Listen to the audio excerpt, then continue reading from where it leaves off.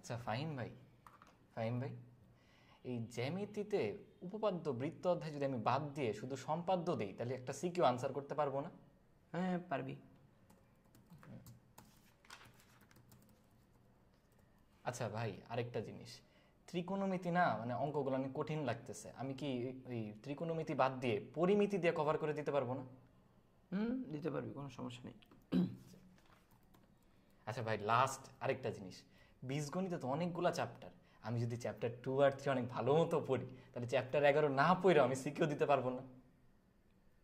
তাও দেওয়া যায়, সমস্যা নেই।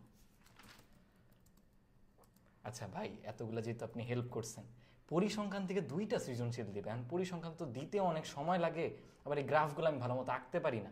গ্রাফ ছাড়া পরিসংখ্যান আমি সিকিউ 10-এ 10 পাবো না? সহজ অধ্যায় তো।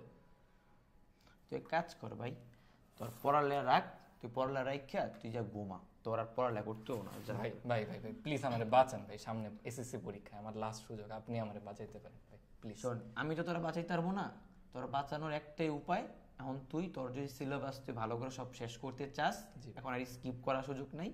আর সিলেবাস ভালো করে শেষ করতে চাইলে তোর এখন এফআরবিতে ভর্তি হতে হবে, কারণ এসএস ফিউচার স্কুলে যে এফআরবিটা, ওইখানে সবগুলা চ্যাপ্টারের A to Z তোর যা যা দরকার সব শেষ করে দিবে। এখন তুই যদি এরকম স্কিপ করা শুরু করস তাহলে দেখবি তোর কিছুই কমন পড়বে না। আর স্কিপ করতাম না ভাই। ভাই তাহলে এসএসসি পরীক্ষা তো একটু পিছায় যেতেছে, আমি 1 মাস পরে ভর্তি হলে হবে না? হ্যাঁ, 1 মাস পরে হইলেও ভর্তি হইলেও হবে, কিন্তু আজকে হচ্ছে এফআরবির 500 টাকা ডিসকাউন্টের লাস্ট ডেট। তো তুই 1 মাস পরে ভর্তি হবি নাকি আজকে ভর্তি হবি, সিদ্ধান্ত তোর। তাইলে ভাই আমি আপনার লগে কি করতেছি, থাকেন আমি তাড়াতাড়ি এফআরবিতে এনরোল করি।